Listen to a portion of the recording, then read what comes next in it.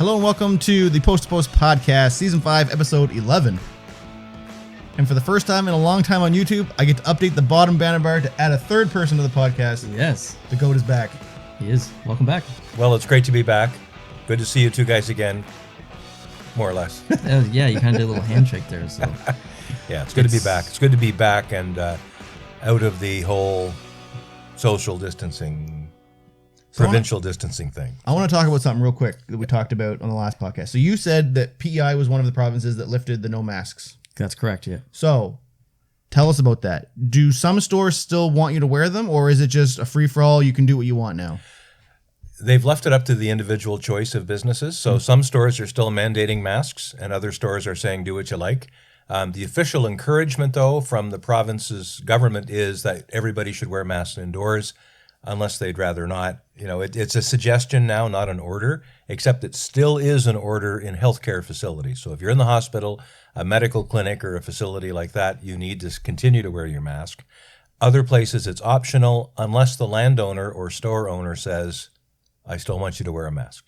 So what have you noticed in terms of, has there been a lot that have eased it, or do you find that most of them still require it? I think most people are still wearing the mask even when they don't have to by law. Mm-hmm. I just think they're comfortable with the mask on now. There's an element of the population that thinks that PEI relaxed the mask mandate a little too soon, and they will continue to wear masks. So will I. I don't know that they've relaxed it too soon, but if you let people do what people want to do, people will start doing stupid things. And I think that the more official the rule is for wearing masks, the more likely it'll be followed.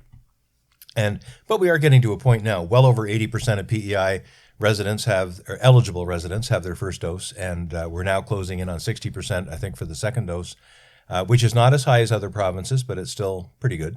See, the reason why I asked that is it was announced that New Brunswick is going to go to full green mode next Friday, which means all restrictions are gone, and I think we're at like 60-some%. And the original thing was they wanted 75% on the second dose, and all of a sudden they're just like, well, all the other provinces are doing it, so we might as well do it too. Yeah, we're close enough, basically. Basically, we're giving up on it. Yeah, by the time we get to next Friday, or now it's this coming Friday, by the time we get to Friday, we'll probably be in a good spot. Mm-hmm. Because I was just wondering, like, what's Fredericton going to look like? Are you going to wear a mask still? Yeah, I probably will. I imagine for my work, I'm going to still have to. So if I'm just going in to get groceries real quick, and plus I have a 5-month-old upstairs. That's true. Yeah, that's very smart. I think I definitely will. But if it's like I've been in stores, sometimes it's been so unbelievably hot, I've literally dropped what I've been doing and just left because I can't breathe. So if it's like super hot and I'm sweating and my whole face is just whatever, I might take it off. But I'll go in to every store probably with a mask on. I'm trying to think where I was yesterday. I think it was Sobeys. Maybe it was Superstore. It was one of the two grocery stores. They had removed the arrows from the bottom of the lanes. Oh, wow. They were gone. They did the same thing at the Sobeys and where I live in Stratford. Okay, maybe it was Sobeys then. Because I noticed that.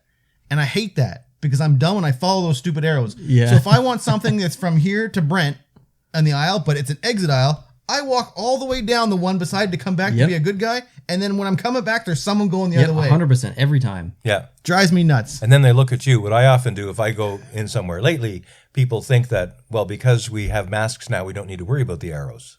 You know, that was a thing for a while. So people would be totally ignoring the arrows. And I would put my shopping cart right in the middle of the lane, and I'd give them the big stink eye. That's awesome. And I'd be like looking right at them. And then the minute they made eye contact with me, I'd look down at the arrow, look back I do at the them, same thing. look down at the arrow, look back at them.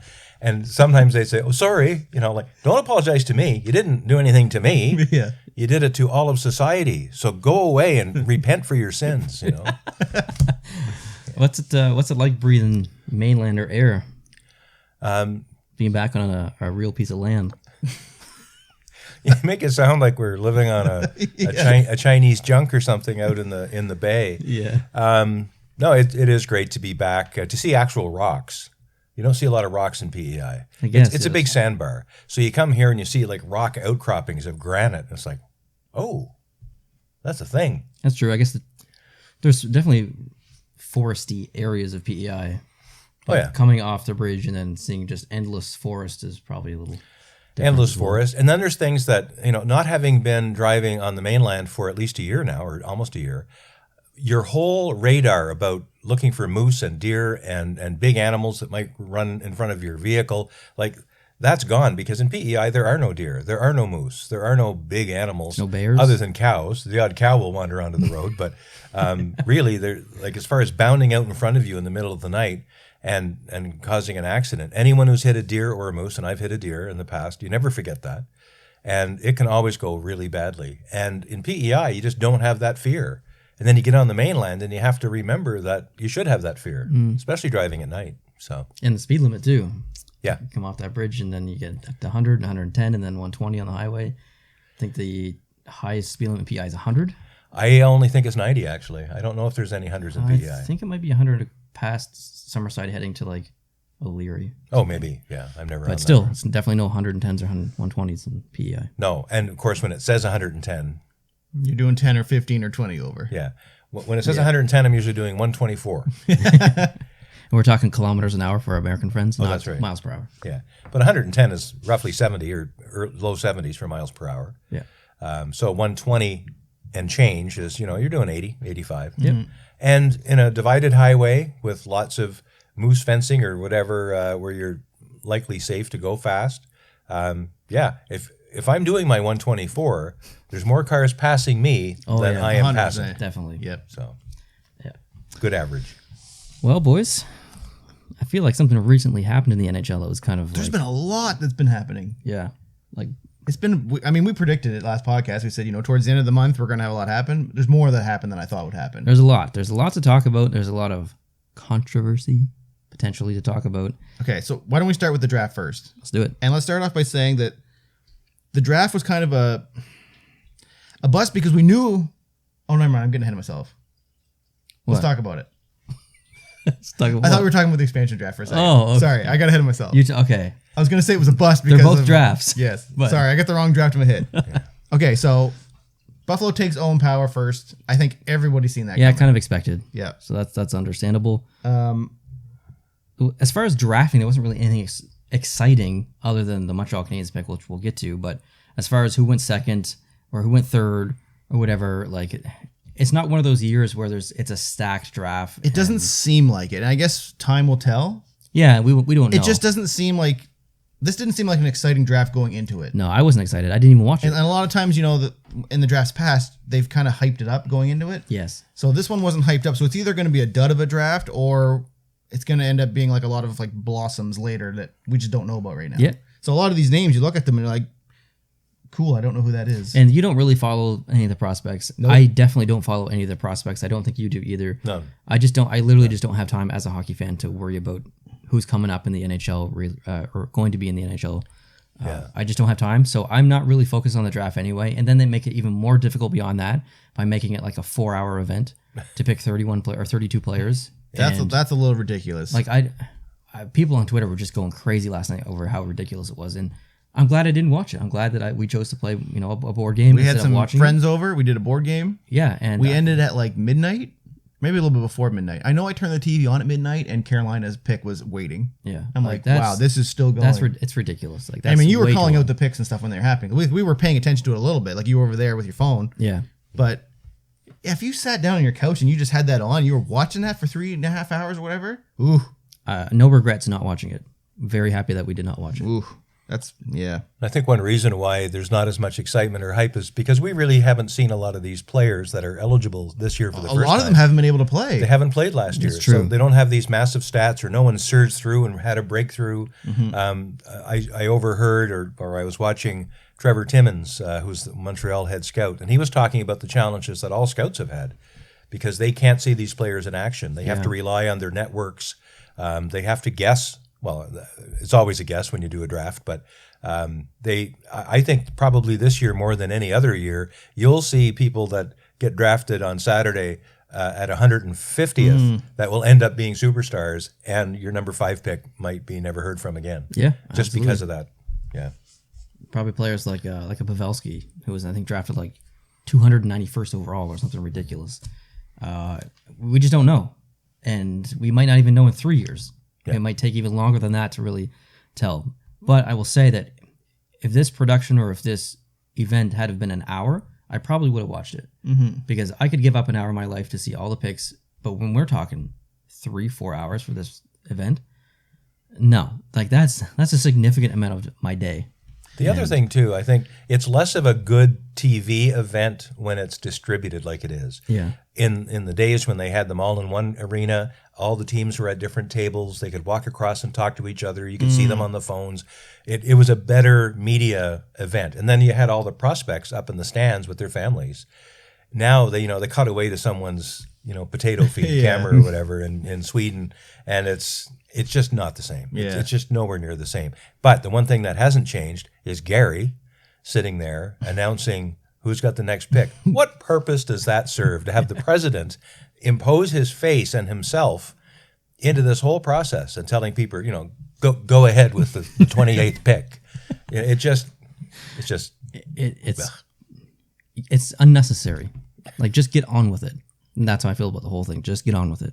Yeah. So, yeah. All right. Well, should we move on to...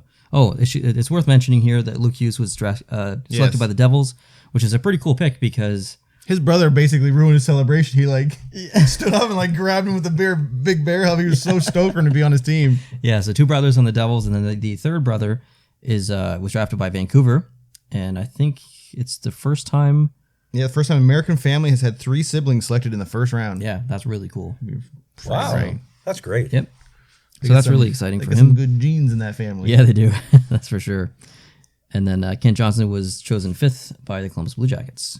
And then let's get to the real meat, the potatoes of the nothing draft really here. happened that was super interesting. So if you Google NHL Draft 2021, a big picture of Marc Bergevin's popping up. I don't care what search engine you use. Yep.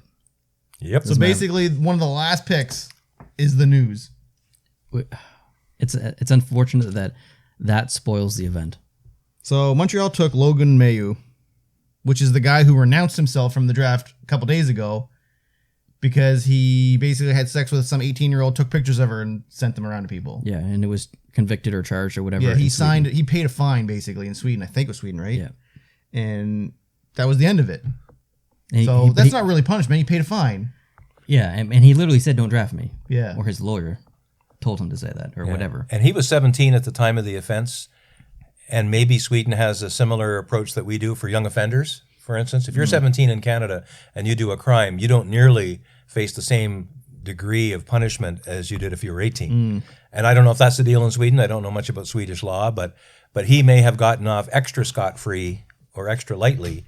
And so his penalty would nowhere near come close to the magnitude of the offense had he been an adult, perhaps. So if you did not see the draft or you did not see this part of the draft, so it was like simulcast on NHL Network. So every network that had it, it was just the NHL broadcaster. So Sportsnet didn't have their own people, TSN didn't. It was just one thing and everyone had that one feed. They were speechless when this pick was made. And there's a 4-minute clip. I think Sportsnet uploaded it onto YouTube. I think it's 4.5 minutes. If you didn't see it, look it up. These guys are speechless once this is made. Like literally speechless? They're like, so this is the first thing that was said. I have a couple quotes. It's 4 minutes long. I didn't put all of them in because they talked for 4 minutes. Okay. The first thing they said was, the pick was made, it was silent. And they started showing clips of him playing from his minor league team or whatever. Yeah. And they're like, all right. Well, this is something the league probably wishes didn't happen, but now it's happened. That was the very first thing that was said after the pick was made. Dang. And they had those clips in the can, so they were ready just in case, right? You're right. And I mean, of course they have to, but... Yeah, that's tough. One guy said it was the most polarizing pick he's ever seen, maybe in the history of the draft. And then another guy said, obviously Montreal feel comfortable with the pick, but other teams at the end of the first round felt the opposite. So basically every other team was not okay to take this guy in the first round, but Montreal was. I read on The Athletic that there were, prior to the draft, there were 11 teams who had declared openly that they weren't going to take was it him. 11? I thought it was like 4 or something. No, well, it might have started that way, but eventually there were 11 teams that said, we're definitely not taking this guy. And I don't know if they just meant first round or period. And most of the other teams probably had decided the same thing because no one did take him until 31. Mm-hmm. And then Montreal comes along.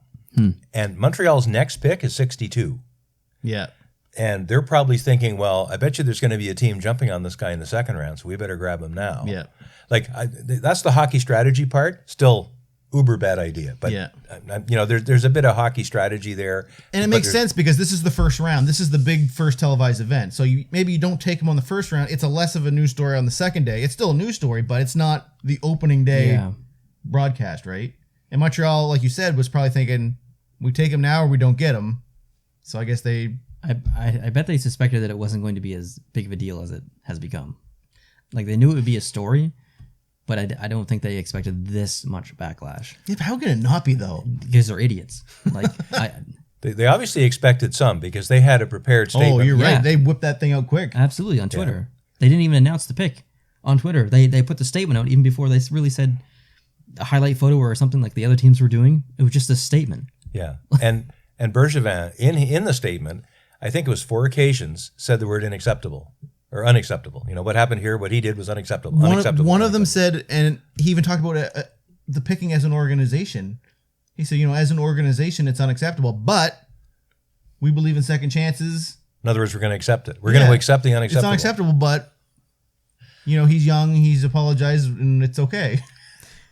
I do believe that people deserve second chances, but there needs to be punishment put in place, and a fine in Sweden is not punishment. Okay, speaking of punishment, let's talk about Bob McKenzie's post on Twitter. Okay. So he quoted the picture that Montreal released about all the stuff we've just been talking about. Right.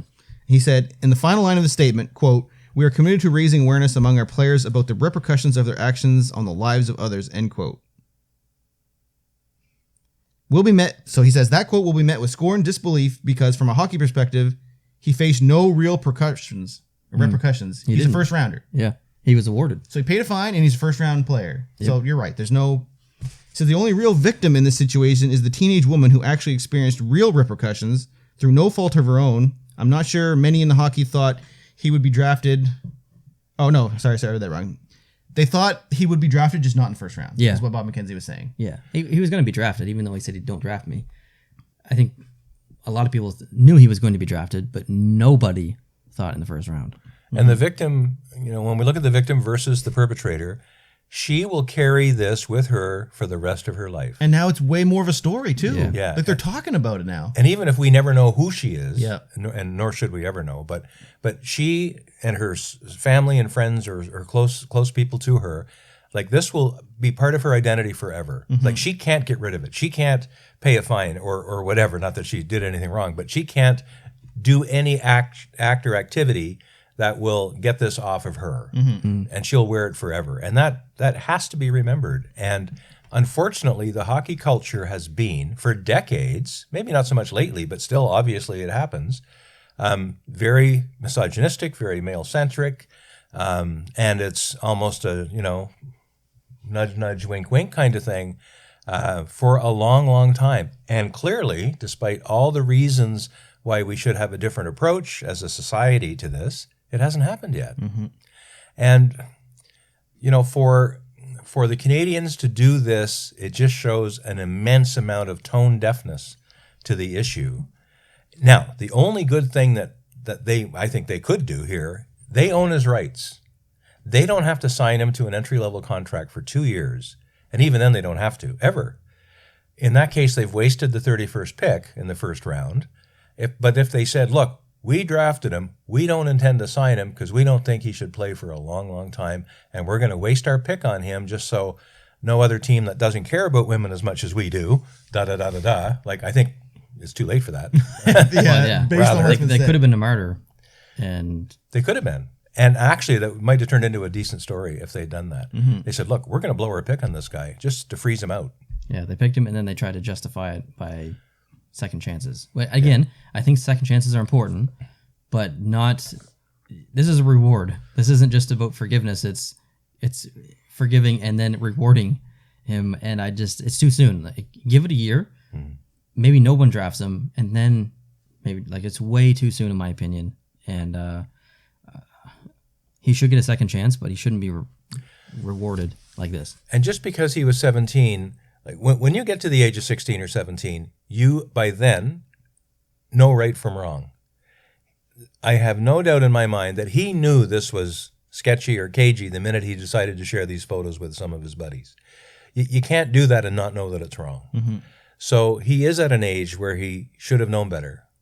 And he has hopefully learned a massive lesson, and maybe the lesson isn't over for him. Maybe there's more lessons to come if he doesn't ever get to play professionally or doesn't for years and years. And, yes, everybody should have a second chance of some kind, but the NHL draft doesn't provide for that opportunity. You get drafted when you're a certain age, period. Now, you can get drafted later. If you didn't get picked last year's draft, you can get drafted this year or the following year. There's nothing to prevent that. But there is only a narrow window of time when someone blossoms as a junior level player, gets drafted professionally, and then gets a chance to play someday. So his window is very small, and he broke that window. And should he pay for the rest of his life for that? Maybe. But certainly what Montreal has done It's just here. it's not worth it. It's a lose-lose situation. Like that's going to follow him for the rest of his career if he ends up playing in the NHL, and it doesn't matter. It doesn't matter if he becomes a great player.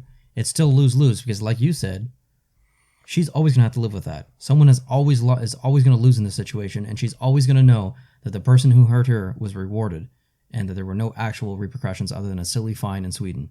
So it's lose for the Montreal Canadiens optically. It's lose for her. It's lose for him because he already made the mistake. It's lose for the fan base because now they have to look at that, and it's definitely loss for Marc Bergevin, who has come from the Chicago Blackhawks, who are in their own situation. When he was there. When he was there, that is not identical, but still in the realm of sexual assault. So it's lose, lose, lose, lose, lose. Yeah. And someone made the comment, and they said, yeah, but Montreal is like the best place. If you're going to bring someone in who needs work and needs help to get back to whatever, Montreal's the best place. And at first I'm like, Montreal's a great organization. That might not be wrong. But then I thought, well, what about Cassian? Because Cassian was brought in, and then I don't know if it was a drunk driving offense or he did something with his car, got in an accident, or he had drinking problems or whatever, and they tried to mend him back and they couldn't, and then they just traded him to, I think it was Edmonton. I don't know if he went anywhere prior to going to Edmonton, but like he's great now, but it wasn't the Montreal Canadiens who fixed Cassian. They tried to fix him and they failed. So what's going to happen with this guy? Montreal has such a tradition of excellence and respect. Wearing that jersey, and to some extent Toronto too, and Boston and some of the other original teams, but for Montreal, wearing that jersey, playing in that city, there is a lot of responsibility that comes with that. And not just for the players, but for the management. I can't imagine that Bergevin on his own would have made this decision. I wonder if Jeff Molson I was just going to ask. Yeah, me too. I was just going to say that. Because I don't think you normally go to your owner about a draft pick. Maybe the first one, but maybe not. Maybe not a late round first not one. If you're the president or GM, I can't imagine you're... Because this hurts Jeff Molson's brand. Absolutely. And he's not even really technically That's why involved. I'm wondering if he knew about it. Yeah, maybe he didn't.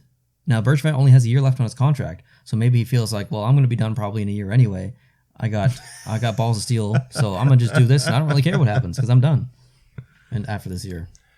So I don't know. But for the guy who had pulled so many fairly recent moves in the last couple of years to acquire a team that actually went to the finals, like he was being talked about as if he was some kind of evil genius or something with what he was able to do. And then he goes and said, "Yeah, it was just a joke. I was just kidding you all. I'm actually the You're starting to like me again, I'm the idiot you thought I was 5 years ago. Here's the proof." So a player is not allowed to opt out of the draft, technically, which is why he was picked because the player said, "Don't take me," and he got picked. Yep. Now, do you think players should be able to opt out of the draft? Because it's kind of sketchy. Because if you opt out of a draft, that basically means you can go wherever you want. That's what the draft is for, right? So, like, say you're Neil and you're 18 years old and you're a really good player, and you think you might go number 1 overall, so Buffalo might take you, and you're like, I don't want to play for Buffalo. I'm opting out.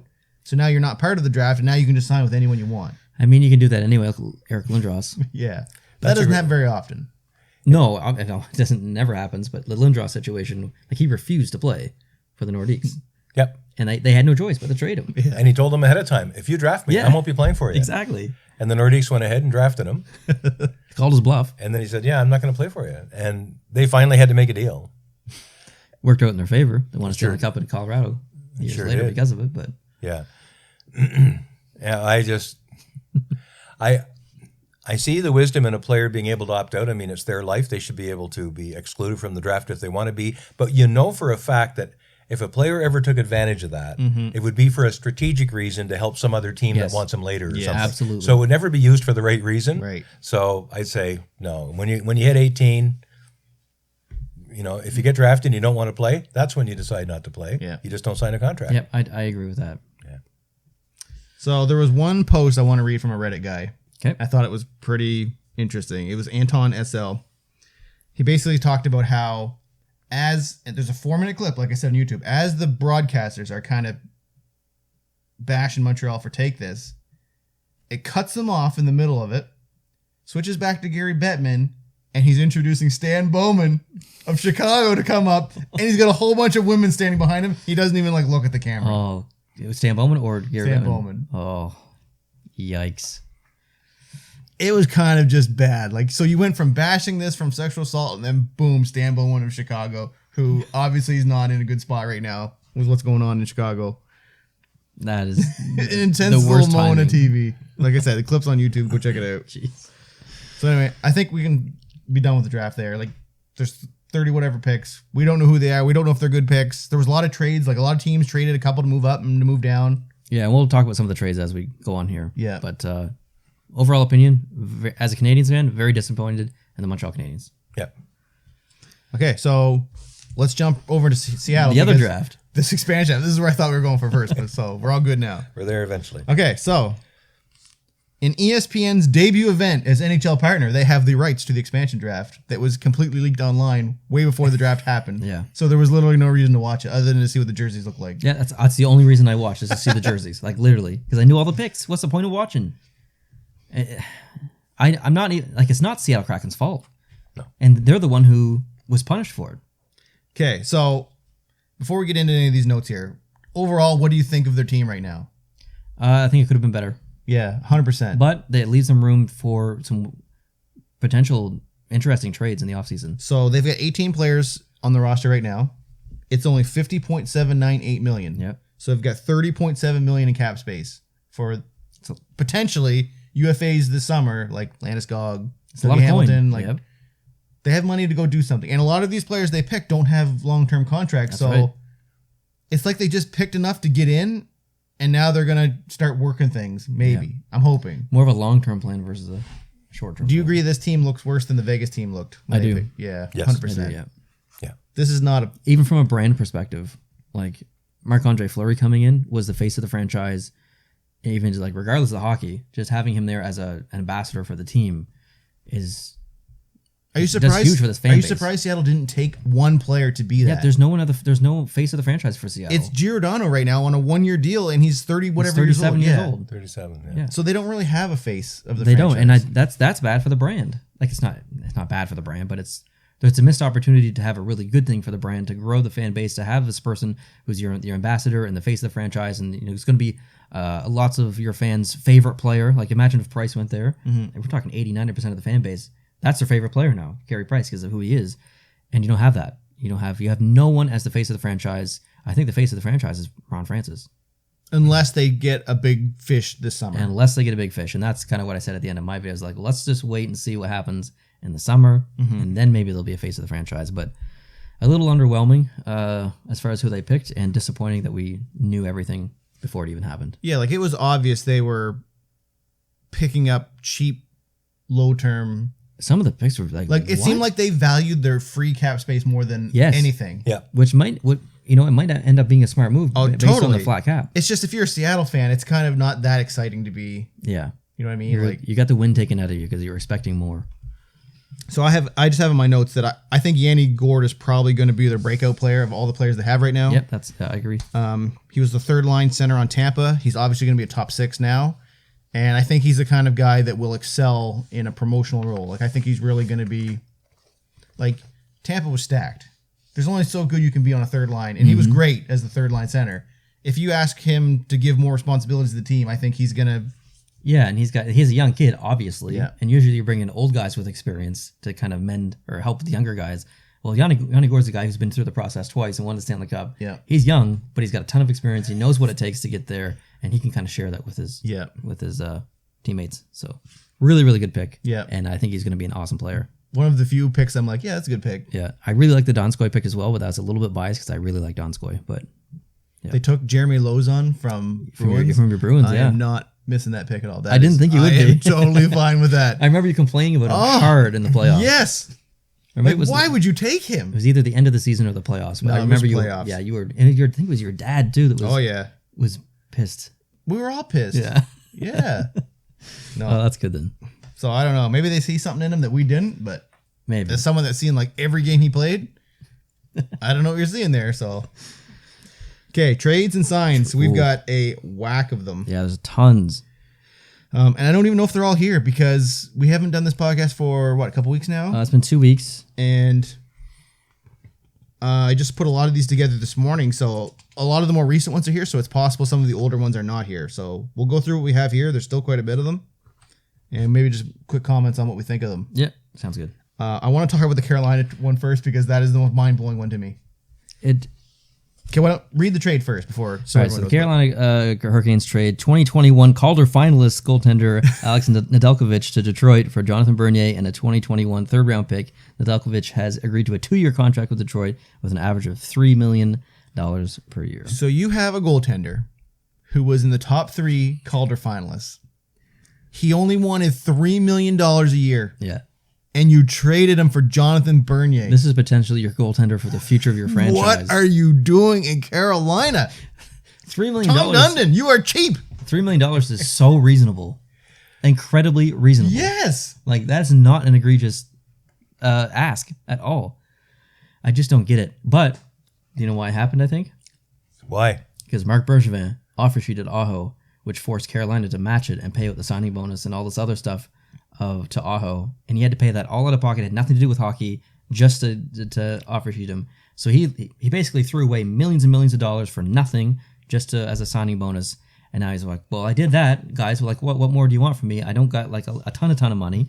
So, but yes, no. he does have a ton of He money. does. He's just being cheap. stubborn. He's just being stubborn. Like he's a guy that is on record saying that everyone's paid too much. Yeah. Coaches are paid too much. Like that's why none of the big coaches went there. Like, what's his name took a huge haircut. He's only making like 1.3 million or 1.5 million. Did you say haircut?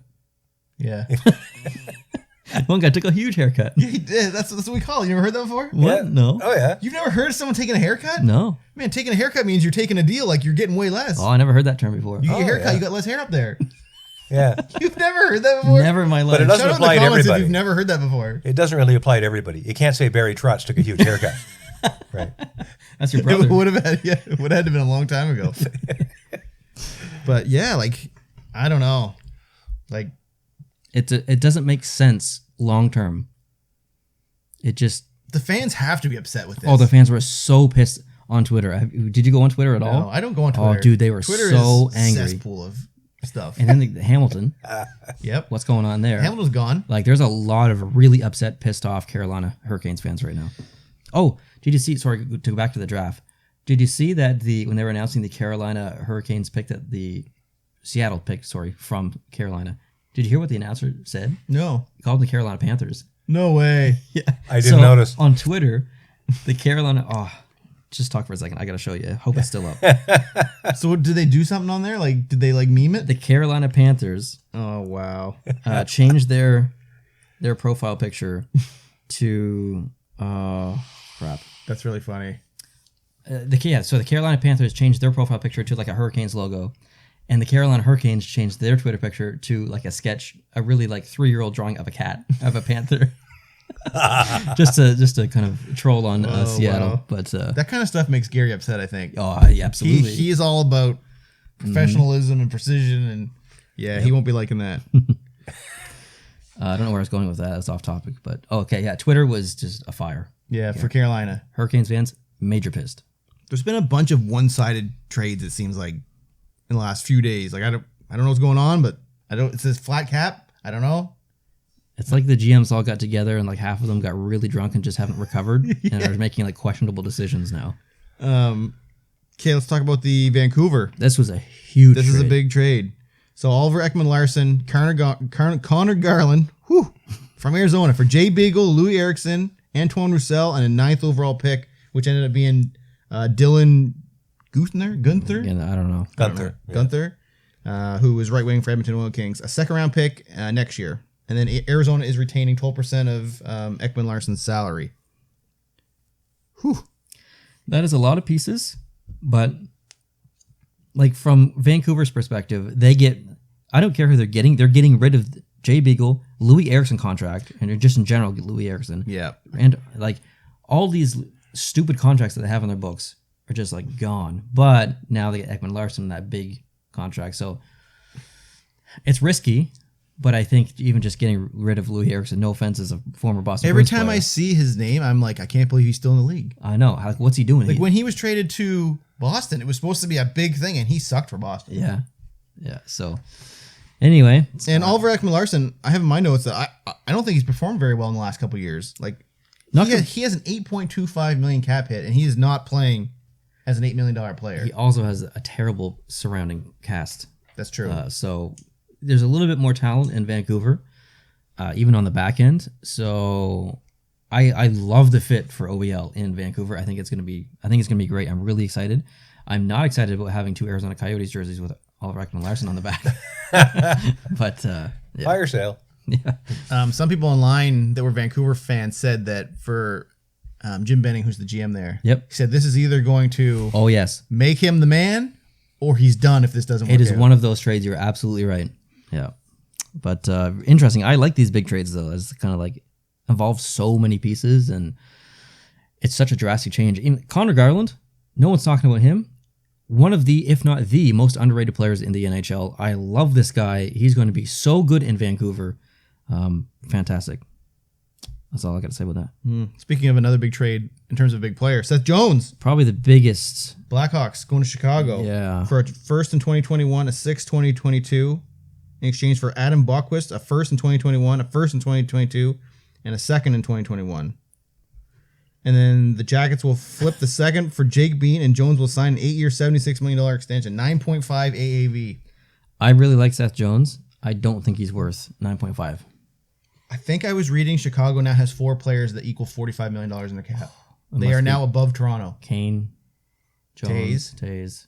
I don't know who the fourth one is. But I'm pretty sure I read 4 people, $45 million. Wow. So you thought Toronto had it bad.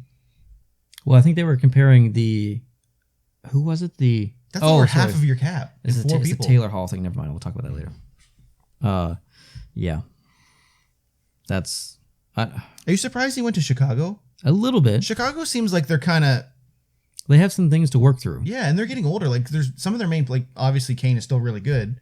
Taves is coming back next year. We don't know how he's going to play. Yeah, like it's definitely like the team has a lot of like younger players and a lot of older players and not so much in between, I feel like. Could be wrong. I haven't looked at the ages, but that's kind of like the vibe I get from the team.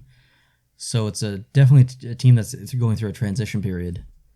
And He's going to go into that mess of what's going on in Chicago right now, too. I mean, obviously he wants to play there. Yeah. So good on him. He gets to go where he wants. He probably could have won anywhere basically, so So there's a trade that's in the works right now between Florida and Buffalo. It's not finalized yet. And last night after midnight, Kevin Adams came out and said, I'm not going to comment on rumors. So apparently it's still working. But apparently Florida Panthers are acquiring Sam Reinhart from Buffalo. And it is believed that goaltender Devin Levi will be part of the return as well as a first-round pick. yeah. Buffalo is trying their best to fix all the problems. Yeah. And there's so many problems that I don't know. They did win that trade the other day, though. I guess we'll talk about it. But It's like being in a submarine and you pop a leak. And they go over and patch it up and 2 more pop over here. And then they go over and pop this one up and then there's 2 more over here. So now there's 3 leaks. And that's what's Buffalo's going on right now. And meanwhile, while all that water's filling up, you're going down. So, I don't know. yeah, I don't know what's going on. Whack-a-mole. Yeah. Columbus Blue Jackets acquired Jake Bean from Carolina for a second-round pick. Yes, that was part of the other one. Oh, yeah. I like That Jake twice. Bean. I like that fit a lot. What do you think about Flyers acquiring defenseman Rasmus Ristolainen from the Sabres? Sends back Robert Hagg, a 14th overall pick in 2021, and a second-round pick in 2023 to Buffalo. Buffalo completely owns this trade.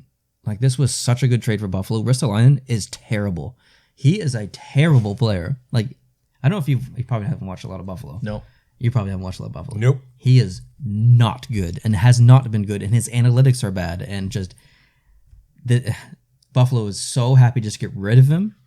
I love this trade. So is this the case of someone thinks that, we can fix this player? That's exactly what Flyers said. I said that we think we can. He fits well in our core. We think we can give him a fresh start and this stuff. I want to see an analytic on those type of comments and see how often it works out and how often it doesn't. Yeah. I would say more often it does not work. That'd be a very difficult thing to quantify, to collect that data and to It would have to be like the trend the player was on before, and Yeah. whether the trend went up or down Yeah. after. I bet you professionally they do it. Oh, I probably. bet you teams have all kinds of data like that. Absolutely. And there's another one. Buchnevich was traded to the St. Louis Blues by the Rangers for forward Sammy Blais and a second-round pick in the 2022 draft. People are pissed about this one. I am someone who is paying more attention to the Rangers. I'm sure you are as well because of Jared Gallant. And I really like Buchnevich, and I'm very disappointed that he was traded. Everyone is saying they did not get back nearly enough for this Heck trade. no. Like not even close. Yeah. No. It's clearly a salary cap dump. That's all it is. Yep. They gave up skill for free cap space. Very, very disappointed. No offense to Sammy, but very disappointed in this one. Yeah, like Sammy Blatt. Is that how you say it? Blais. Blais. I think. And a second round? Yeah. That's tough. I mean, it's always nice to kind of have those second round picks, second, Yeah, third but round picks in your that's back pocket, but Buchnevich is a huge part of the core. that's a tough one to give up. Yeah. Zach Hyman, which I'm glad you put this one down here. this is the worst kept secret ever. It's terrible. He's expected to leave the Leafs, join the Oilers for a $40 million deal. Now, it's either going to be a $7 million deal because that's the most they can sign him for if they do pick him up, or it's going to be an $8 million deal if Toronto signs him and then trades him. And that's kind of what Edmonton wants to happen right now. 7 or 8 million? Or 7 or 8 7 years? Okay, you said million. Oh, sorry. 7 or 8 year deal. Yeah. The AAV will be based on how many years it is. It's 40 million total. And then, so what they're trying to do is they're trying to get Toronto to sign to 8 because that knocks 500,000 a year off. Because they're the only they're the only team who can. So they offered Toronto a 6th round pick to do that. And Toronto's like, we ain't doing that for 500,000. We want more than that. So that's why this hasn't happened yet. Wow. Over 1 year. They're basically saying the salary cap is very valuable right now because it's not going anywhere. So if you want us to do that favor for you, we want more than a 6th round pick. Wow. I mean, I guess I kind of agree with them in a way. They're going to lose him regardless, so yeah. Yeah. Like, And that's probably what'll play happen. hardball. You know, if they decide to play hardball, Yeah. they'll lose him anyway. He'll end up on a 7-year deal instead of 8, and they've still lost him. Yeah. And so Edmonton has a slightly more, hurtful cap hit. Yeah. Yeah.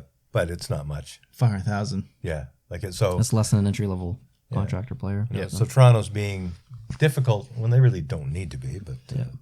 that's fine. Yeah, and then Duncan Keith is traded to the Edmonton Oilers by Chicago Blackhawks for Caleb Jones, minor league forward Tim Soderlund, Yep. and a conditional pick in the 2022 draft, no salary retained. Yeah, a lot of people were mad that no salary was retained. This trade happened a long time ago, but we didn't have a podcast Yeah, last I week. made a video about it, and What do you think about Duncan Keith? I think that from a leadership perspective and an emotional perspective on the team, he's going to have an impact. That's the only angle you're going with here? Yeah, yeah. From a roster perspective and on the ice, I don't like this. And a contract, I don't like this. Do you think he solves Edmonton's problems? No. No. That's what I'm saying. Definitely not. So this is a weird trade. But to me. I like Duncan Keith though. Sure. I hope he does. Like I'm rooting for him to do better. But is that leadership enough? Is that what they were missing? I don't think they're not getting the value of his contract for what they're getting in him as a player and as a leader. So I personally don't like this trade by Edmonton, but let's wait and see, I guess, basically. Yeah, and a lot of Edmonton fans don't like this trade. Yeah, they're not They're happy. like, why are we going after this guy? And it was rumored for weeks and weeks. So Yeah, they're like, why are we doing this? Why are we doing this? Why are we doing this? And then, yeah. And I know you want to talk about the next one. Taylor Hall, 4 years, $6 million to stay with the Bruins. I'm okay with it. I was hoping for 5.5. Again, it's 500,000, but Very kind of close to the TJ he was Oshie making deal. $8 million before, so he took 2 less. Yep. He wants to play in Boston. He sucked in Buffalo. He was really good. If you project his stats from that little window with Boston, I mean, he was pro. The fit with Boston is excellent. Yeah. And he's not. But Krejci might not be coming back, and Krejci and him kind of had something going on there, so Yes. we'll have to see if he can play as effectively when he doesn't have a setup man centering his line. When Taylor Hall was in Buffalo, even though Jack Eichel was there, everyone was still like, oh, Taylor Hall. But I don't like Taylor Hall in Boston is just almost like more of a depth player than, oh, Taylor Hall. That's kind of how I feel because there's still Bergeron, like he's the big dog, and Marchand. Yeah. And Pasternak, obviously. I kind of feel like Taylor Hall is the fourth guy in the team that kind of. Which is good for him because he's not. exactly. The responsibility's not on him. That's to be where I was the man. going. Yeah, he needs to be that kind of third, fourth guy in the team and have that weight lifted off his shoulders. Yeah. So I really like this deal for the Boston Bruins. Flyers trade Philip Myers and Nolan Patrick to Nashville for Ryan Ellis. Nashville then flipped Patrick to Vegas in exchange for Cody Glass. I don't know what Philadelphia's doing. Like the amount of bodies. I'm and glad stuff you said that because that's what kind of right in here. the amount of things that they've done recently and things that they've sent out, and if you look at what they've gotten back, Yep. what? I don't know what's going on in Philadelphia, but it ain't good. I like that Nolan Patrick is going to get maybe a bit of a new start, but I feel real bad for Ryan Ellis. Yeah. But No. anyway, we'll see. And then just before we started this podcast, like 50 minutes, the Avalanche have signed Cale Makar to a 6-year, $9 million AAV. Whew. If you want to move on to the next thing, I can check to see if there's anything else that's like super. Okay. Because we're filming this on a Saturday at 1:18 p.m. Yep. So speaking of Buffalo, the Sabres are still taking calls on Eichel, but they're not going to make trades unless, quote, the value is there. Oh, that's a novel concept. I have a trade to announce. Trade doing this. There's been a trade Yes, between the Columbus Blue Jackets and the Philadelphia Flyers. Oh my God. Ironically, Jacob Voracek is no longer a Philadelphia Flyer. No way. It's a one-for-one trade for Cam Atkinson. Wow. Oh. That's a big one. That is actually pretty significant. I'm glad you checked. Yeah, I think there might be more too, but Keep it going, Gary. you keep going. Sorry, I didn't mean to interrupt you, but No, we were just talking about Jack Eichel, so that doesn't matter. oh yeah, that's an interesting situation. So there's been a lot of teams that have been interested in Eichel, but apparently over the last couple of days, a lot of teams are now out because they say the ask is just way too high. So I don't know if this is getting done or not. It seems like Buffalo doesn't really care about him anymore, so they're just And what's that say? If you're Jack Eichel, yeah. I mean you want gone anyway, but still, there's no way to recover this relationship at this point. I don't think. Yeah, and apparently they're asking for an enormous amount on a player that's hurt, that needs surgery. Yes. I don't know. Did you see that Carey Price got surgery? I don't know if this is in your notes anymore. It's in my notes. It Yeah. is, yeah. It is literally the next note. Oh, excellent. Thanks for reading ahead there, Neil. Carey Price underwent knee surgery in New York. Recovery period 10 to 12 weeks. He should be ready to start the season. And despite all the things we said about Bergevin a while ago, at least in this case, when this public will he or won't he have to go for major medical procedures, when it came in the context of the Seattle expansion draft situation, people were saying suddenly the minute Seattle's decided not to pick him, Carey Price was healthy again. Yeah. Well, he's not. Apparently, Seattle was really unhappy with the communication from Montreal in terms Yes. of how significant the injury was. So when you see that he actually got surgery in New York, and it's only a fairly brief recovery period, essentially the rest of the summer into the early fall. Yeah. I'm imagining it was arthroscopic, where they don't actually take the whole knee apart and they put bionic stuff in there. They probably just went in. A little hold and Just a few things, maybe a meniscal tear or whatever it might be. I don't know. I'm not a doctor, but the good news is that, in both senses, the good news is that it's a fixable thing that they've apparently fixed in New York. I presume you go to New York because there's good medical care there. So the best and the brightest have probably done this job. If you're a Carey Price fan like I am. And the other good news is that Montreal wasn't just bluffing it. That Carey Price was, like, I remember, I think I shared it with you and you probably had already seen it. Someone had put it on Twitter, a picture of a guy in a body cast, and this is the picture of Carey Price, Mark Bergevin just sent to Seattle. someone was making a joke online. They said about in terms of Bergevin making that pick at the draft. They said in terms of punishment, Gary Bettman's going to retaliate against they're going to say that Shea Weber is deemed fit to play, so he counts towards the cap. Oh, jeez. That would be. I feel like that would cause legal problems between the Canadians and the NHL. The dude, he might. We're going to get to him. He's actually next. But before we get to him, I want to ask something. Okay. We're talking about Carey Price, and apparently it was Carey Price's idea to It was, yeah. put himself out there to protect our boy Jake Allen, who I ran into at Chalmers Jugmar the other day. Heck yeah. I said, man, that's a friggin' nice F-150. Bam, Jake Allen gets out of it. I was like, that explains it. Did you say hi to him? No. I said, how you doing? I said, how you doing? That was the conversation. Heck yeah. Was it after Wednesday? When was it? Do you remember? Oh, Friday, I think it was. Was it yesterday? No, it wasn't Or yesterday. was it the day before then? It was Thursday or Wednesday. Okay. There might be a reason for Jake not being overly gregarious. Jake's grandmother passed away last week. Oh, really? Yeah, his grandmother Maggie, she died, I think it was Wednesday or Tuesday of last week. Is she here? Yeah, she was in Fredericton. She's originally from Chipman, but Okay. Yeah, she passed away, and so maybe he's a little down because of that. I would expect, and it would be a good reason for him not to. It wasn't like a talk of me going up to an NHL player and saying hi. It was we were literally walking into the store, and I just, how you doing? And I let him go ahead of me. He might not have even known that I knew who he was. Probably not. Yeah. And he probably had a mask on. And no, he did not, because we were walking into the store. He was putting the mask on. Oh. It was outside, and we were kind of going that way. Gotcha. Yeah. But yeah, I have more news to announce. But just before we leave that, apparently Carey Price and Jake Allen bonded supremely in Montreal. Like they were really good friends, and Jake had the perfect attitude as to why he was there. You know, I'm here to take some of the load off Carey, to make Carey the best goalie he can be. It's not a competition. Like that was his approach. Carey really respected that, and partly at least made that offer to go unprotected that's a bold offer. to help them save Jake. Yeah, And I think that's class. It says a lot about Carey Price's character. 100% class. Yeah. Okay, you have news? I have news. Yes, it's not really news. It's really expected news. The New York Rangers have officially bought out D'Angelo's contract. And Montreal is getting ready another announcement With another statement.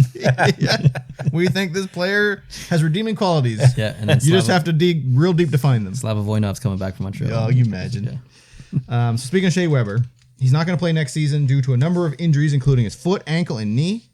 Bergevin said he recently had an emotional and deep conversation with him, and it's possible that he may never play again. I was watching on Twitter, they had the Canadians put up the live feed of Bergevin's press conference, and he was saying things in French, and I know French quite well, and I was following along. And that's what it sounded to me like he was saying. But just in case I didn't hear him right, you know, I waited for the English translation, and then, of course, you had shared a message with me. And, yeah, like he was talking about career-ending world for Shea Weber. And that's, like, I was really disappointed that my French was that good, for one thing. I was hoping that I'd heard it wrong. But yeah, that's huge, and it's not just huge for Montreal; it's huge for Nashville. That's a Yes. yeah. They're gonna get hurt from this. Yeah. Oh, yes. Big time buyback. That's not. I don't think it's fair either. It's- You're about to say that, right? Yeah. It's brutal. And that's because Philadelphia offer sheeted Shea Weber. Yeah. I don't remember the reasoning for it. I just remembering reading what the result was, and it's like, I can't believe you have to spend that much money against your cap. Nashville is being punished for being offer sheeted on a player. Carolina is punishing themselves for being offer sheeted on a player. I think we're going to see some more offer sheets. Well, we talked about it before. We said, with the flat cap and not a lot of money, this is the perfect time to offer sheet people. Absolutely. Yes, I hope we see more. And I hope, obviously it tarnishes the relationship between GMs. And Screw the relationship. Let them be at it. If the players hate each other, why do the GMs get along? This is a business. It's not personal. Let the owners be the ones that get along and try to do whatever. Let the GMs say, no, this is my team. I'm going to do what's best. Yep, I agree. Like, other than the Yzerman stuff, GMs generally try to find a happy medium now. They don't try to win the trade. They try to find something that works beneficial to both teams. Exactly. Screw that. Go after the guy and take as much as you can from him. Yeah, I agree. Good job, Mark Bergevin, on that one thing, but not recently. Yeah. Tavares has been cleared to return to the ice. Yep, not a surprise. Suspected to be in training camp. Pekka Rinne retired. He did. I guess we all kind of saw it coming. I didn't really think it would happen this soon, but I think it was probably time. UC Saros was coming up, and Pekka Rinne's play was inconsistent. So, amazing career. A goalie with some of the best pad and helmet combos, and real good guy. So, sad to see him go. Some big news that happened kind of right after we did our last podcast. A couple big buyouts in Minnesota. I mean, I could see the Preze buyout. Like, I could see it. He kind of wanted to go back to that New York Islanders. I did not see the Suter buyout. I think this really hurts the fan base. Like, those are big names. Those were the first big two contracts, too. And close to $10 million. I hope it works out, because I like to see Minnesota do good. I like both those players, so whatever they do, I want to see them do good. But I think it's a really tough, and it hurts their cap hit in years 3 and 4. I think maybe it's 2 and 3, but they're taking a big cap hit. It's fine for the next 2 years, and then it starts. This was a bold move, very bold move. Do you think they're going to go to the same team, or do you think they'll split up? I don't know. I think a team will look at that and think there's a relationship there that maybe we want to capitalize on. So obviously, they will both be played paid less. Yes. Parise probably significantly so. Significantly, yeah. I think there's a chance, but who knows? With a flat cap, maybe there's no team out there who can. Seattle, maybe, but You don't want a bunch of like expensive dried up people either. Yeah. Now, if you can get a deal on them, if you can get a deal, like I said, remember last time I said I would love to be bought out. That's double dipping like NB Power. So. Exactly. Like I said that last time. Yeah. It's like you have this nice 30-year thing, you retire, you get a big severance, and bam, you go back to work as a contractor and you're double dipping. That's what a buyout is. So you're gonna pay me my X amount of money over a longer period of time. So instead of maybe over the next 4 years, you pay it over the next 8 at less, but you're still gonna get that money. I can go play for Seattle for $2 million a year. I guess it's kind of like if you have a job and you get let go, you get a severance check, and then a week goes by and they're like, yeah, we actually kind of need you, so can we hire you back? You still get a severance check, but now you're kind of rehired and you're double dipping. Yeah, almost double dipping in a way. Speaking of Montreal again, I think this is the last note I have in Montreal. Ducharme gets a 3-year, $1.7 million year. We talked about how we thought the interim tag was coming off. Yeah, I think you didn't seem overly excited about it. Julian was paid, I think, was it $5 million a year? He was one of the most highest paid coaches in the NHL. I think there's a lot of coaches that are I thought it was above close to 5. It's 4 or 5, I think. I think at the time it was like, whoa, like that's a big. Like I think Barry Trotz is up there. I think Quinville's up there. Babcock was up there. Babcock was up there. Yeah. Babcock is what started all of this. Yeah. So I think 1.7 is a very reasonable contract for a young coach, and I'm really curious. I don't like a lot of the decisions that he made in the playoffs, but I really want to see a full year of Ducharme with Montreal, and then kind of make it a final assessment. And I think that's what they're going for as well. And even if 3 years, if a decision's made after 1 year, and you need to buy him out, it's 1.7 times 2 or whatever it is, or the final year 1.7, whatever the buyout is. So, yep. And then my last hockey note. Our boy, Pierre Maguire, is going to Ottawa to be the senior VP of player development. This is the best news of anything that's happened in the past 6 months in hockey. But it didn't need to happen because NBC was done. Yeah, but no other ESPN didn't want him. No. CBC didn't want him. Sportsnet didn't want him. TSN didn't want him. Turner didn't want him. Nesson, nobody wanted Pierre Maguire. We'll find someone who wants him. Oh, look, here's Ottawa. Yeah. There's one born every minute. This was the best gift ever because I'm so tired of hearing Pierre Maguire. His stupid analytics and his facts, and this person grew up in this and he ate toast and it just stop it. Do you know what I want to come out of this? One of the Sports Center top 10s where they show the top 10 most epic broadcast clips of him. And I guarantee you number 1 is going to be the one where he's standing next to Darren Detition and they're both standing like this far apart. He's like, and know what I'm talking about? And he says, I know a analyst with a long stick or something, and he's looking right at him. It's like, what are you talking about? Like, he is so sexually awkward. I watched a game in Buffalo one time. I went with my buddy John, and he had a line on tickets through family, and we got a good seats. And Maguire was covering the game, and he was doing a pregame hit between the two benches where he stands sometimes. And you could see the light on him. And I'm sitting there in the stands like, this is not really the real me. But I'm thinking, if I was a sniper, I'd have a clean shot right now. Oh my God. I do not like anything about Pierre Maguire. I just don't like his presence. He gives some weird vibes. I get very, very uncomfortable vibes from Pierre Maguire. I have no good reason for that. I don't like how touchy-feely he is with people. And just his comments about, the physical robustness of some players. Yeah. Put it that way. Thick legs and all that stuff. Yeah. Like what are you talking about? The girth.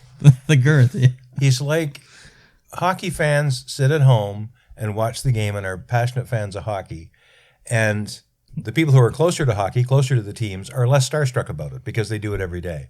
But Pierre Maguire is one of those rare people who is doing hockey every day, but he's still a fanboy. Oh, yes. Yeah. And you can, I guess, take that 2 ways. I take it the creepy way. Me too. So, definitely. Yeah. Yeah. Good luck, Ottawa. One of a very good friend of mine is a huge Ottawa fan. And when this was announced, he texted me. It's like, what was that? Yeah. Like, I don't know, man. Maybe he's working for free to get experience for other things. Because he wanted to be a GM. He interviewed for a couple GM jobs. He did, surprisingly. And I mean, people interviewed him, so they obviously think he has something decent to say. Do you know one of the teams he interviewed for? I think it was like maybe a decade ago. Montreal Canadiens. Really? Around the same time Bergevin interviewed. What could have been? Could have been. I would love to see tapes of those interviews. Yeah. I would love to see it. Like, what would he say in a closed room about his hockey knowledge? I don't get You'd it. probably look at Jeff Molson and compliment his legs or something. I don't know. Great tie you get on there, Jeff. I have another question for you that just popped up in my head that is completely random. Okay. What happened to Jim Houston? Uh, He was just gone. Chris Cuthbert is there, and Jim Houston's not doing anything anymore. I think they cut ways with him, didn't they, or something? I never heard. I remember. Like, he was your main guy. I thought we talked about that. Did I hear Jim Houston on an American broadcast? I don't know. Because I think I think I might have heard him on an NBC broadcast, but I don't know that. I'm just all of a sudden he wasn't there. I know Cuthbert and him were going to split the games, and he was going to do the West, and Cuthbert was going to do the East. And then all of a sudden, I was just hearing more and more Cuthbert, and then in the playoffs, there was no Jim Houston at all. And I just kind of realized, like... I thought I remember hearing Jim Houston do Montreal games recently. I don't know. yeah. I don't know either. Good question, though. I'll have to look into I it. haven't heard anything, so... So that's all the hockey news. The only thing left now is talking about some baseball. So, Baseball? The Cleveland Indians have changed their name to the Cleveland Guardians. Guardians of the They have Galaxy. been known as the Indians since 1915, but they are now known as the Cleveland Guardians. Did you see the? I know you have it in the notes here, but did you just watch the video with I did. Tom Hanks? Did you? I did not. He just kind of like it was a well-produced video. Yep. They talked about I don't know if you in Cleveland there's a bridge, and there's two like giant, huge pillars on the bridge, and they've got faces. I don't know what you want to They're call like them. But they're like art. yeah. I don't know what you call them. Anyways, there's characters or whatever up there, and they're like kind of like the guardians of Cleveland. So that's kind of where the name comes from a little bit. Stone edifices Yes. is what I have from the notes. Yes, traffic guardians, and they flank both ends of the Hope Memorial Bridge. I'm glad you put this down here because I didn't know names of anything downtown Ohio City. So, Deco sculptures. Yeah, they were Art Deco. Art Deco sculptures. Yeah. And that's why they picked that, because the owner started looking at them more closely. Yeah. That's what the news article said. As we were picking a name, I got to looking at these statues. I'm like, man, I never looked at these before. So, I think people knew about the team name prior to them officially announcing it. Really? Because a bunch of fans and whatever actually did concepts based on the name Cleveland Guardians. They did logos, they did whatever. But is that just possible because that's a name based on that could have happened? Could have been. I don't know how they Because knew. when you do logo submission things, they come up with a name. A lot of people do the same name. Yes, that's right. And maybe that's what it was, but there was a lot of concepts and logos online by designers. And look, when you look at the Cleveland Indians or the Cleveland Guardians logo, have you seen it? No, it's text, right? Well, no, but there's the G. And then The it's one got- I seen was like Guardians with a big G, and then the rest of it was all capitals, but the G was bigger. I never seen an actual drawing Okay, picture. I I need just to, seen I the need to text show you version. because it looks like it was made in 1971. Oh, so you're saying you're not down with it? Oh no, it's bad. I seen the text, and it kind of had the same text as before. Away, it wasn't the cursive one. It was more of like a blocky text. Oh, I did not see that. So it's two G's with wings. But I from think that's baseball. I think that's a very baseball-y logo. It's very baseball-y, Yeah. but based on some of the concepts, like that was one of the concepts that was made. But I think that's too modern for baseball. What team has modern logos like that? Some teams are really transitioning to modern logos. Now, you're right. This is an opportunity they could have had. It's an opportunity. I don't mind the name. I don't care enough to hate it or love it or In whatever. 5 years, it's just the name. I just think it's a missed opportunity for the logo. But, anyways, what are your thoughts? I didn't really have any until just now. Let me see if I can work on some. Generally speaking, when it comes to Washington, when it comes to Cleveland, when it comes to Atlanta and Edmonton in football, Yeah. clearly there's a trend to try to make things as less offensive as possible. And Cleveland's gone here and done this, and I think they picked a really good name. It actually ends the same as the previous name did. They can probably preserve some of the font and things that they used before, so it'll look a lot the same, other than maybe a logo difference. But I always thought that their logo, or at least they had for a while, was very cartoony itself. Like it wasn't respectful towards Yeah, I the agree with indigenous. that. That's the one with the one people. feather in the back, right? Yeah, but it's a guy and he's almost has like a cartoon kind Yeah. of face or whatever. Yeah. Okay, I'm thinking of the right one then. Like when I look at the Chicago logo, Yeah. like it's serious, it's majestic, it's honored or honorable. I thought it had a lot more class and respect for the Indigenous or the Aboriginal. The Blackhawks logo. Blackhawks, yeah, than the Cleveland one ever did. So it's not just. I don't think, and I hope it isn't, just a matter of wiping away references to the original American natives or Canadians. It should be about more than that, and I think in this case it probably is about more than that. But I like the name they chose, and I agree it's probably time that they did something. So that's my thoughts. I can't remember who wrote the article, but it was someone in the media, and they said with all these teams changing their names, like if the Blackhawks changed their name, the Indians changing their names, I think it was the Scouts, Kansas City, the Redskins? Scouts, the Redskins, the Eskimos, it was the Edmonton Eskimos. The Chiefs, I think, in Kansas City. Chiefs, rather. Yeah. If all these teams change their names, and the Indigenous, like there's nothing to kind of honor or whatever, whether it's done respectfully or whether it's not, there's going to be a lot of that culture that people are just going to forget about and not be like even unconsciously aware of just through sports and whatever. And a lot of that's going to be lost. And do they actually, is that what they really want? Is to not be recognized and just be kind of forgotten about totally. And he says eventually they're going to regret it. I don't agree or disagree with that. I know when Chicago was looking at changing their name, they went and talked to them, and they all said it was done with class and they liked it. Yes, I remember. They did not say we want you to change it. They were happy with it. Yeah. Yeah. So it's not just about it's not just red or white. It's about the degree, and it's about the amount of respect that's included with the logo. And so I think it's not always needs to go a certain way.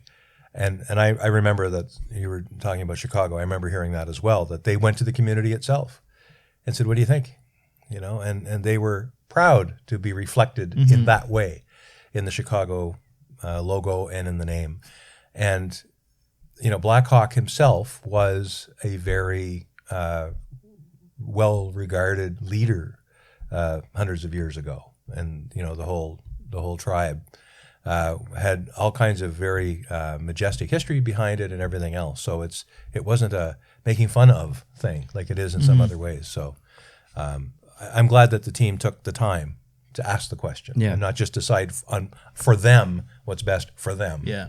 And yet once again exclude them from the conversation. So there was someone quoted a tweet on Twitter, and I can't remember what the quoted tweet was, but they said there's a bunch of people complaining about the name Guardians and how it's so stupid and all this stuff. And the quoted tweet said, "Just remember, in hockey, there are two teams from Canada, and the team names basically just mean people from Canada, the Canadians and the Canucks." Like, there are ridiculous names in a lot of sports. Like, so yeah, like how would you feel if, let's just say, Quebec City got a team and Montreal didn't exist, and they're just Quebec City's team name is the Canadians? Yeah, it would have been like, what? Like, it's not all Canadians that play for that team. The Canadians and Canucks both mean that basically the same thing, just people from Canada. Like, and that's ridiculous when you think about it. But a lot of sports teams are like Blue Jays. It's just a bird. Yeah, Cardinals. It's just a bird. Maple Leafs, parts of a tree. And if you go back to the Canadian Football League several years ago, you only had 9 teams in the entire league. 2 of them were named Rough Riders. Yeah. Yeah. What's with that? Another one was called Red Blacks. Yeah. Like 2 colors. What? Jumbo shrimp. Yeah. Yeah, jumbo shrimp. It's just dumb. I don't know why they do what they do, but if you go back to the Los Angeles Dodgers, the Los Angeles Dodgers used to play in Brooklyn, where they were known as the Brooklyn Dodgers. But before the Brooklyn Dodgers were the Brooklyn Dodgers, they were the Trolley Dodgers, because to get back and forth to the ball diamond, you had to run across this busy street and dodge the trolleys that were going back and forth. Wow. So the fans of the team became known as the Trolley Dodgers, and the team was the Dodgers, and then they moved to L.A. There's all kinds of weird reasons why teams get the names they do, right? Well, there's a couple of teams named after socks. Yeah. The Red Sox, the White Sox. Yeah. Like, they're named after socks. They're named after their uniform. Yeah. I don't know. There's a lot of silly names out there. Anyways, that's all we got. that's it. That wraps up this podcast, and this will probably signify a break Yep, for the podcast for probably the entire month of August. probably. I mean, we'll do one if something comes up. But Yeah. we have no schedule as of yet. Yeah, we might do having a yak or something thrown in there, possibly. But just expect for no real hockey talk probably till September, maybe mid-September or something. But obviously I'm making videos on my channel, so if you want to come over and visit me there, that'd be awesome. But thanks, Jason, for doing all these notes. Like, you literally did all these notes, so appreciate it. Thanks, Dad, for driving all the way here from PEI just for this podcast. I really appreciate it. Yeah, I got to go back soon. Sounds good. Yeah, missing that island air. All right. Thanks, guys, for watching. I appreciate it. If you could hit the subscribe button on this channel, we would love that a lot. Leave your comments down below and tell us what you think. And if you're listening on iTunes or Google Play or whatever podcast app that you have, we appreciate you. We appreciate the audio listeners. Have a great day. I'll talk to you soon. Adios.